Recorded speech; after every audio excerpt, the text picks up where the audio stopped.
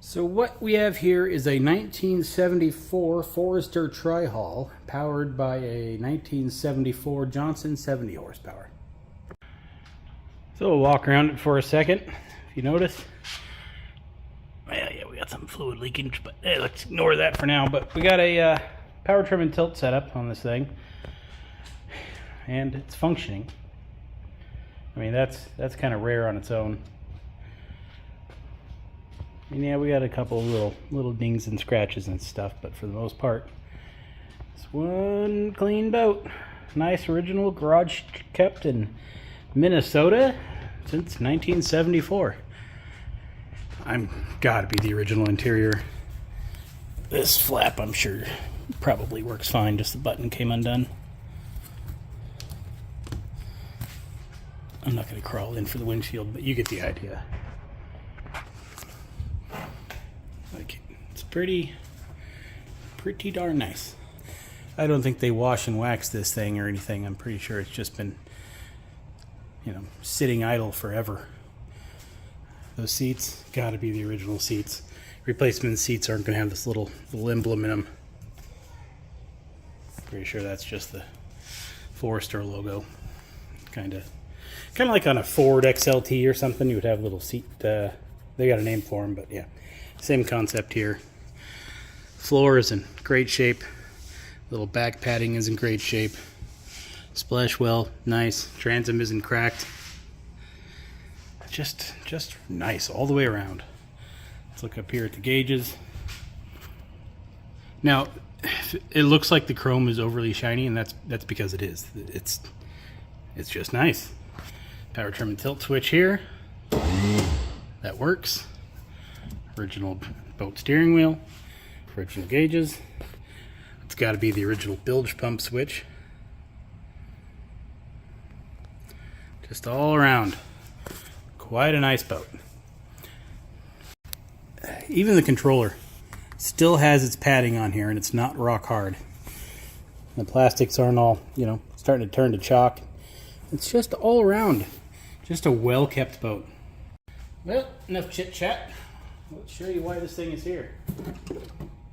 The cylinder head fell off. I didn't fall off. I guess the lady who brought it here, her dad is the original owner of this boat, and he noticed when he was doing spark plugs that there was some water in the bottom cylinder, so he took it to a boat shop. This was recently, mind you, in Minnesota, and the guy popped the cylinder head off. He said, well, it's not the head gasket, so I don't know what to do. So here you go. Here's your stuff back. Gives it back to him like this. They couldn't find anybody local to work on it because it's an old antique. So they said, well, let's just tow it out to where we're all moving, out in Arizona, and maybe we'll find somebody there. And they found me. They may have checked other places first, and other people told them the same thing. We don't work at antiques here. But they found me, who doesn't mind these old clunkers. So, can't do a compression check or anything like that since we're held in with one cylinder head bolt. Whoever worked on this previously put the cylinder head bolts down in the pan down here, so now they're all sitting down there, so I'm gonna have to take that apart just to get to them. That's kind of unfortunate. But anyway, I'll slide the cylinder head off if I can.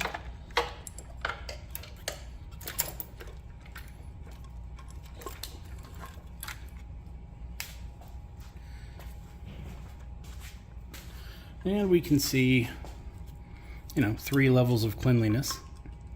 You got medium, cleaner, cleanest. Slide the cylinder head out. It looks okay. Granted, yeah, it's old and you never really know, but I mean, there's no clear, obvious cracks or, this hasn't rusted away, or there's no obvious signs of where water would be getting in. And we can see the piston in the bottom. A little cleaner than the rest, like it's been getting steam cleaned. The same with right here. So I don't know, maybe there was a leak between here somehow, some way. I don't know. So anyway, that's what we're doing. I inspected everything I could with this thing when I first saw it, because she brought it here. I didn't have the gasket, had to order the gasket, and then she brought it back, and this was week and a half or 2 weeks ago. So I inspected everything I could looking for a crack or a leak or something. It being, from Minnesota, figured if water strapped in the block, froze, something cracked, makes sense why would we start getting, water in the cylinders. But I see nothing wrong with this thing at all. So I don't know, kind of at a bit of a loss. Hopefully it's just a head gasket.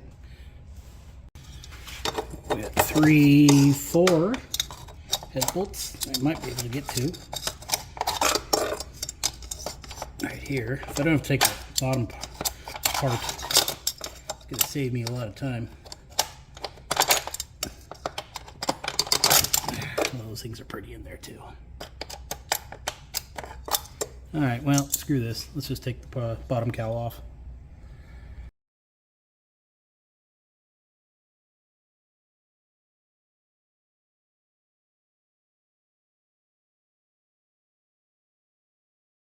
Alright, when you do this, you never know what's going to go flying out of there. So let's record it, just because it's funny. Come to me, my bolts. Alright. Lower cowl bolt, head bolts, and it looks like the lower mount bolt as well. So you should have everything there.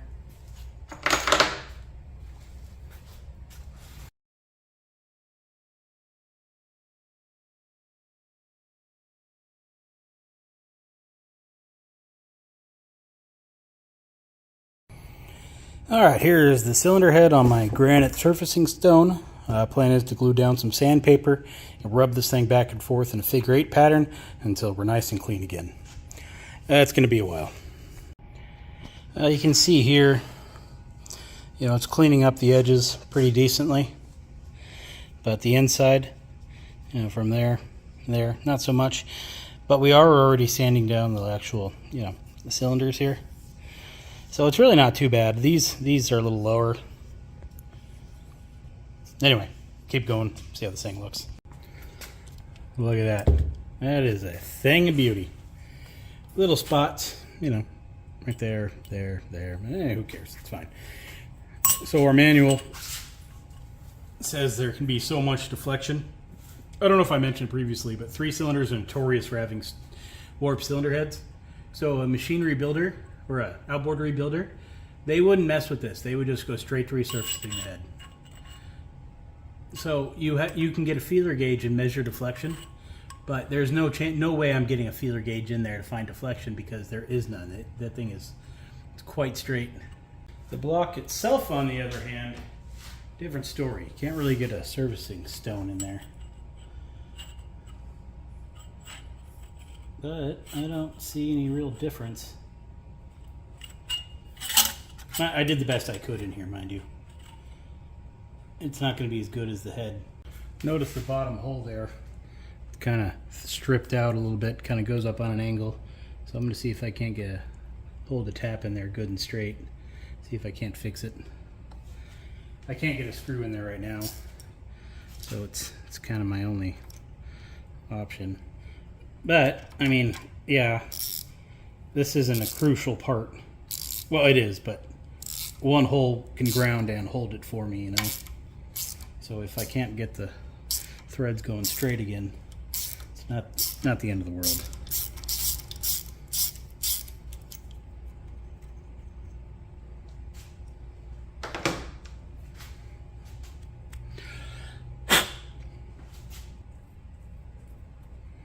That'll work. Had a little problem, notice, with the overheat little switch thing. Just had a broken leg, just ever so slightly. Probably just back and forth too many times with the cylinder head, and that happened. So, cut it off. I have another one, but it's too short, so I'm gonna make this one work, hopefully. So that's where I need it to be. So we'll cut it about here, splice the old wires together, put some new / replacement tubing on it. Yeah. And we should be good.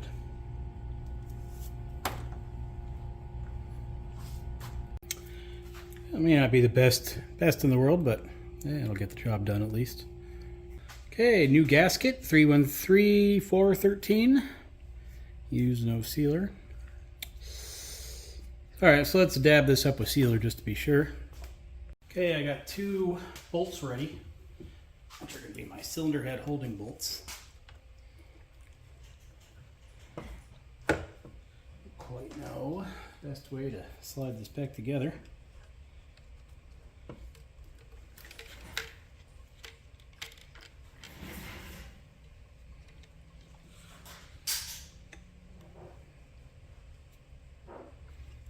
This should do it. Alright, sensor overheat thing is in. Looks like it's gonna go on quite nicely. Daddy, what are you doing? I'm putting this boat back together. What are you doing? You know what I'm doing.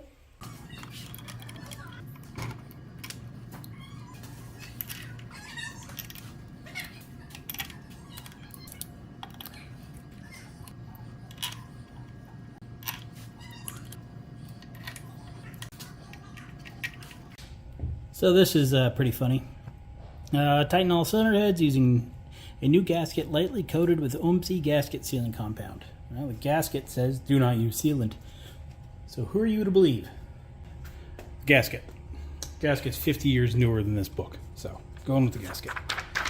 Alright, cylinder head torque chart is right there. There it is in case you want to pause and use it for your motor. May be different, so keep that in mind. This is a 1974-70. If you got a 73 or 75, might be different.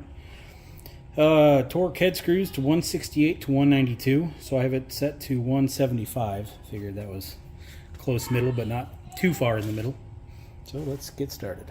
All right, the torque sequence is actually pretty easy. You start here and you just work in a circle and go out. It's pretty simple. What I forgot to do was set it in sections. Or series. So what I'm going to do is just snug them all down, come back, snug them all down a little more, then get the torque wrench, come back and snug them all down a little again.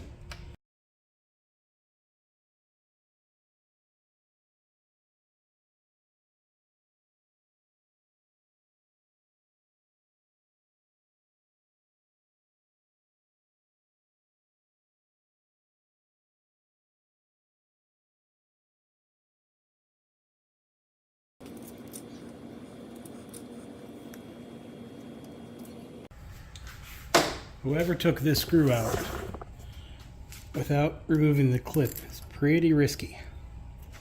I mean, an engine looks like this, not so much, but these screws on the side, you really don't want to mess with them unless you have to. Just open the clip up. But by not opening the clip up, you save the paint on it. So it's going to make it look, that much cleaner. But at the same time, it's a rubber coated little spring clip thing. It doesn't really matter. But anyway, there should be a ground strap on these, I think. Yeah, right there. Yep, so that probably goes right like so.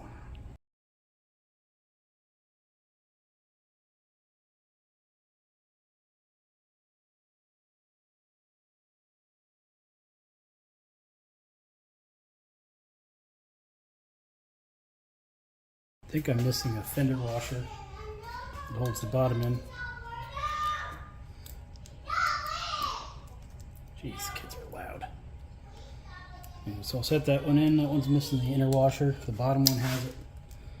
So I'll get the bottom reattached first, then come back and worry about the top.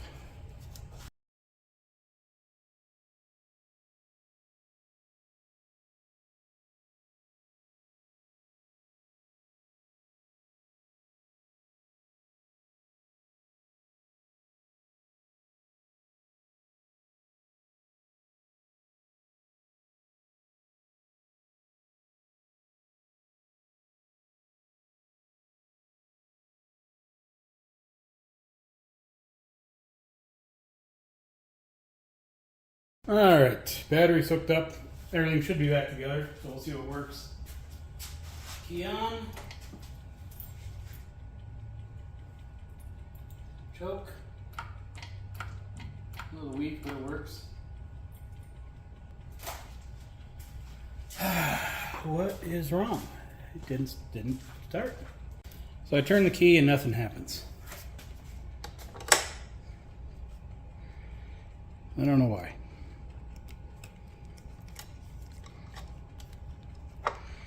Power trim and tilt works, so we got power. Or do we? Well, and of course we do. We got the choke works. Dead starter solenoid. So we do have 12 volts at the battery.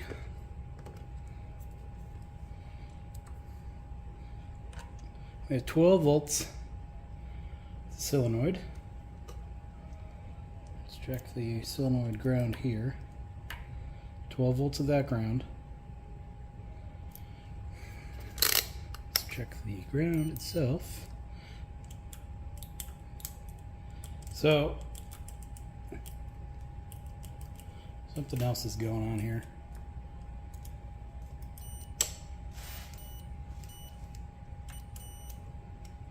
We don't have a ground for the starter solenoid. I don't know why. Okay, option 1 is to make a ground strap to go from here to here. That would solve the problem. I can't use this because it won't reach.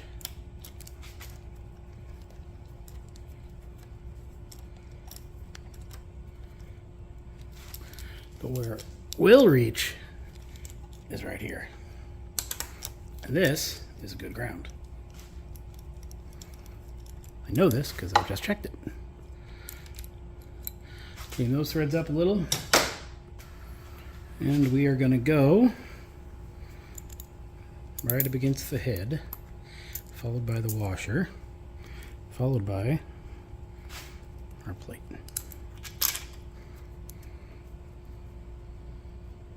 And that should do it. So far, so good. Good. And we have a solenoid ground again. Now let's see if it works.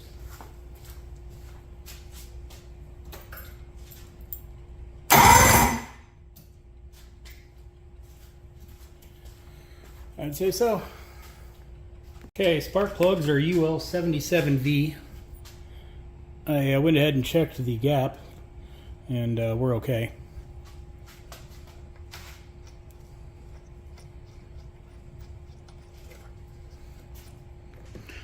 Now, she mentioned the shop gave her some new spark plugs. Oh, I found the missing washer, too, by the way. I went and robbed it off another motor. And there it was, stuck to the rag. Anyway, so we have two UL77Vs. And we have these, the BU, whatever these are. It might be a replacement, I'm not sure, but it's not worth looking up. She mentioned the shop charger for new ones. I mean, these look, I don't know, these look mostly new, just old. I don't know. I'll just use the 3 new ones I got. She said the gas in here isn't that old. Where's the primer bulb? Yeah. Gas ain't that old because there is none. Both tanks are empty. That's funny. Gassed up. No leaks. Carbs were empty. I don't know, I'd say that's good.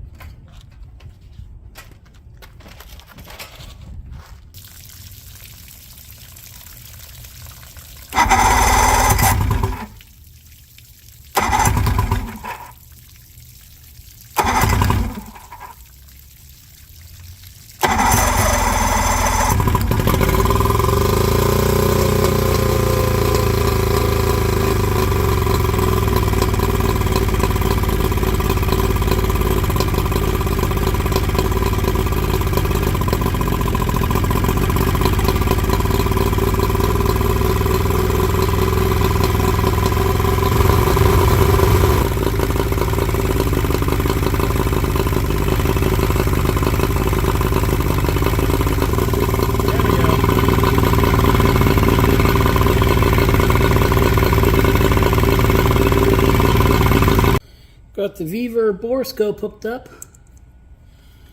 And yeah, I don't know. That's either fuel or water, huh?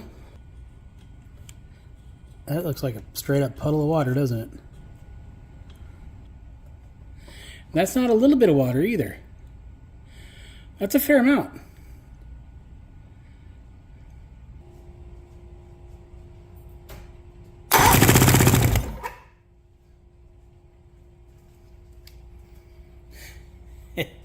So it just fired up on one cylinder with the air that was left in there, but shot all the water out. Well, things were going good. We got the head gasket on, engine runs fine and works, so good start. Problem is, when you shut it off, water that is sitting in the exhaust manifold slowly leaks its way into this bottom cylinder, and probably this one, and just fills them up with water. It's filled with water. Engine is now, what, not vapor locked. Probably vapor. Anyway, engine cylinder's full of water, engine doesn't turn, pull the plugs out, water drains, you can fire the engine back up. As long as it's running, it won't fill up with water. Turn it off, it fills up with water. So we have a serious problem that needs to be addressed.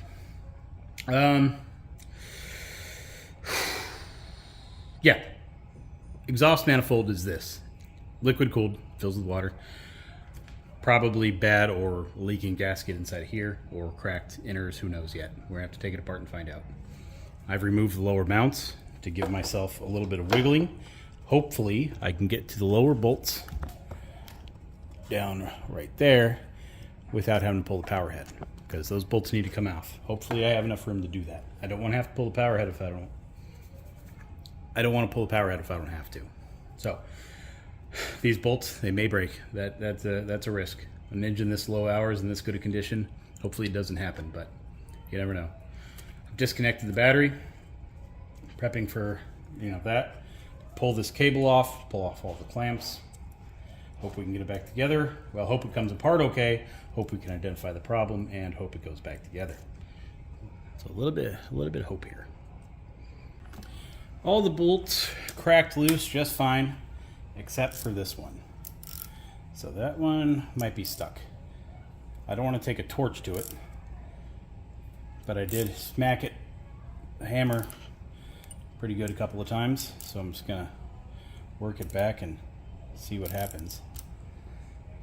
The old back and forth trick. Hopefully it comes out. But we need to drill one, not the end of the world.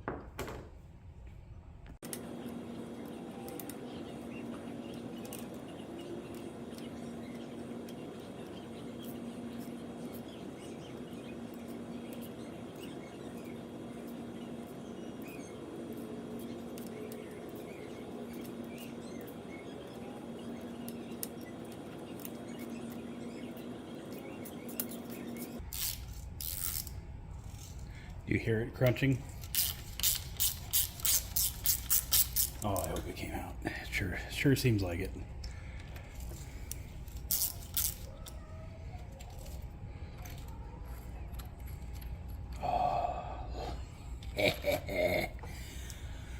Oh, it's touch and go there for a minute, but patient made it.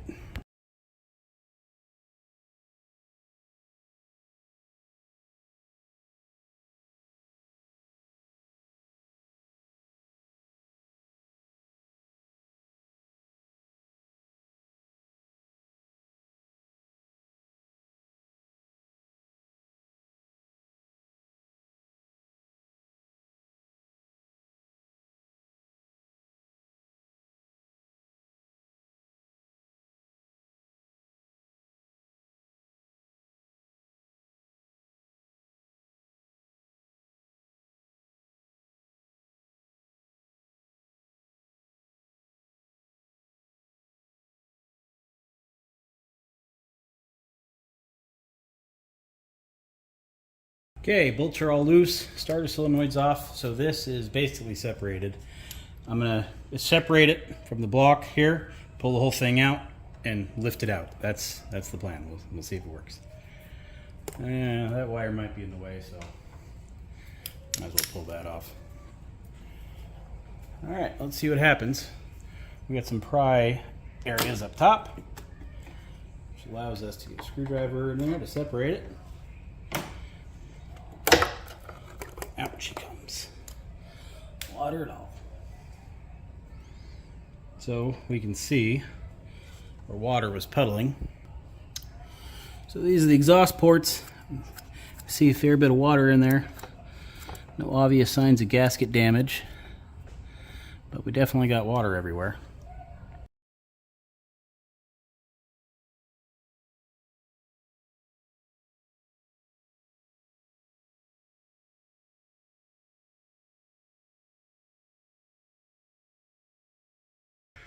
Oh, right. Block has been cleaned up. Holes are all tapped. Exhaust plates are surfaced, ready to go. Hardware has all been cleaned up. And gaskets are laying here ready to be installed. The original gaskets are discontinued. They are replaced with these part number gaskets. So we're going to need 2 of one and 1 of the other. All right. I can't access the bottom 6 bolts with the power head installed, or at least the lower band in the way. So I need to run the 6 bolts in here and then stack all the parts together and then slap it in. Each gasket's going to get covered in gasket sealing compound. Because I'm doing a video. All right, let the mess begin.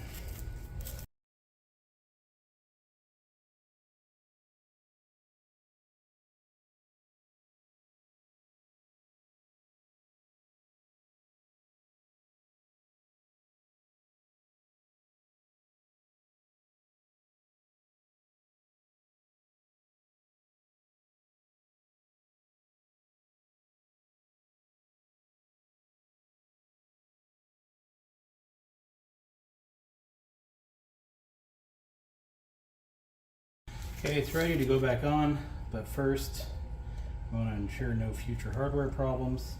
So these little screws popping up, got to get a little bit of gasket sealing compound on them before they go back in.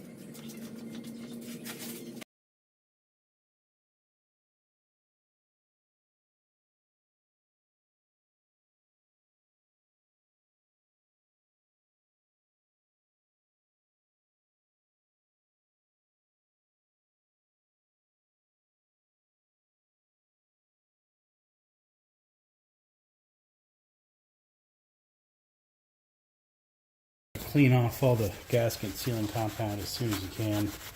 Because once it hardens, it's really, really hard to get cleaned. Hey, little one, how you doing?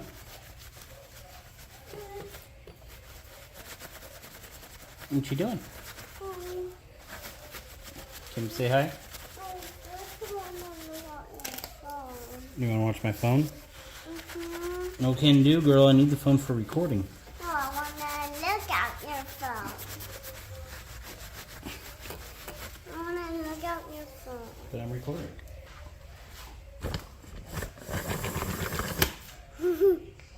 I got it down. I got it down. Oh, did you? Uh-huh.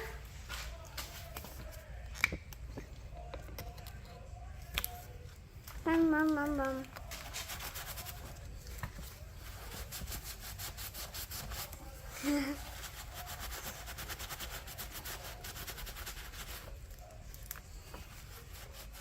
Hey, it is back together.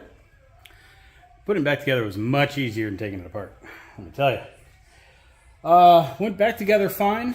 No issues at all, actually. For whatever reason, it was easier to access bolts going back together and taking it apart. I don't know. So, bottom 2 plugs are out. I'm going to spin it over to make sure any moisture that's in those cylinders gets foliated.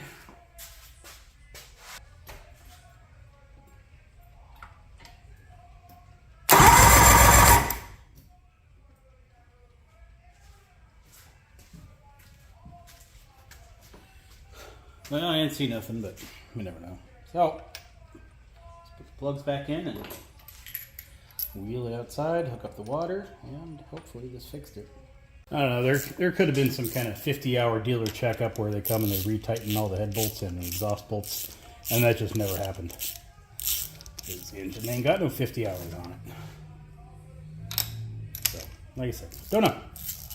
Well, moment of truth.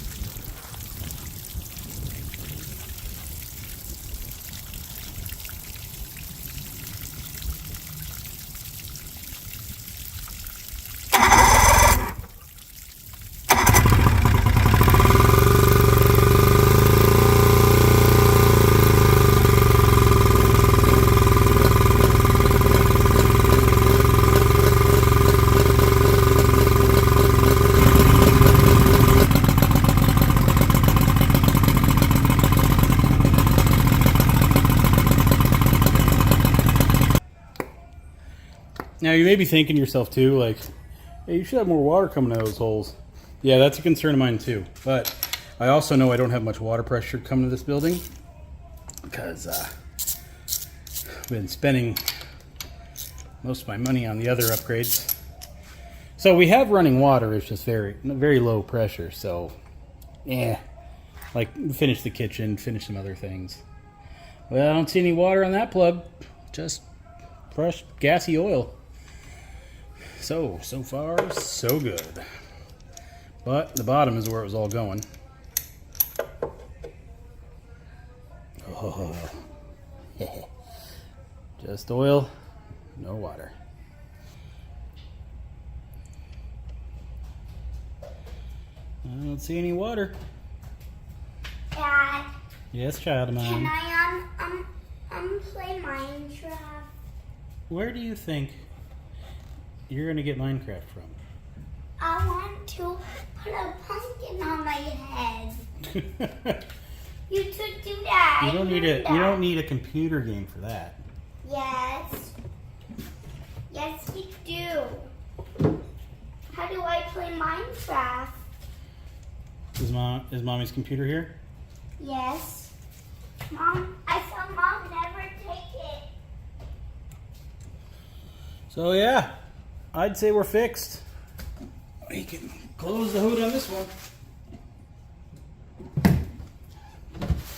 So, a couple of notes in the condition of this boat. So this is a tailor-made little marine spotlight, which good luck finding one of those. But the ones that you see on eBay that are tailor-made and about this age, they look so bad it's not even funny. I mean, you can literally see my hand waving at you in the chrome in this thing.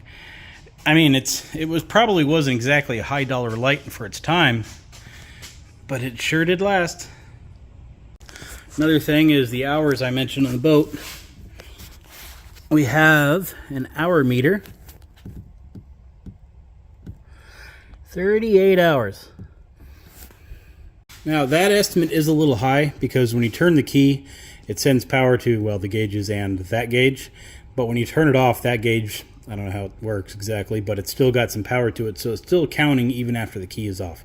So 38 hours is a bit on the high side, but it's still a low hour motor. Low hour boat, really. So again, I don't really know what happened. It could have been a simple matter of tightening down the bolts. Gaskets I couldn't really investigate because they kind of disintegrated and ripped apart when I took the thing apart. But for the ones that lasted, like a lot of spots, let's see if I can get over here on the paper. You can see where, it kind of blew through. And that's the situation in a lot of places. And a lot of the gaskets were like that. So it could have been a gasket problem. It could have been a bolt tightening problem. It could have been a warpage problem. I got no idea. Now, I wanted to replace two of the exhaust bolts. One would definitely need to get changed. That was the nearly stuck one. The other one was a little questionable. Obviously, when you're ordering gaskets, you might as well order the bolts too. Bolts are no longer available, which is a problem. Well, not a problem, but an annoyance. That's why I like to have a collection of engines that are junk just to rob hardware off. I didn't have any that were anywhere close to that, so I had to make do with off-the-shelf hardware parts. These are some stainless steel bolts. I'm going to show you a common problem with these engines. This is what I needed to replace. You can tell it may have held, but it's definitely not a good idea to put it back in. So this is the size I needed. This is what the hardware store carries. So that one's too short. Next size up, way too long. But if you notice, you can see where the rust and corrosion is versus where it actually holds into the motor. Does that make sense? So like, you know, our cleanliness is there. So that's how much holds. So we still had enough thread on this bolt.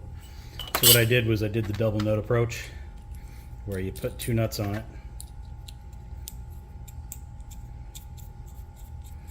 Then you find the length you need to cut off of the bolt. Tighten those down so it's, you know, right about there. And then you just grind it off. You grind it flush with the bolt. Grind it flush with the bolt, and then it goes in. Because when you take the nuts off, it kind of forms the threads back into where they're supposed to be. And that's how you can kind of modify an off-the-store bolt to work with a weird size you have. So that's what I did. I wanted to get an original one, but like I said, they're not available, and it wasn't worth custom ordering one. Well, job well done. My arm's a little tired from patting myself on the back, but she's happy with it. I'm happy. Suppose that's it for now. Hope you enjoyed it. See you later.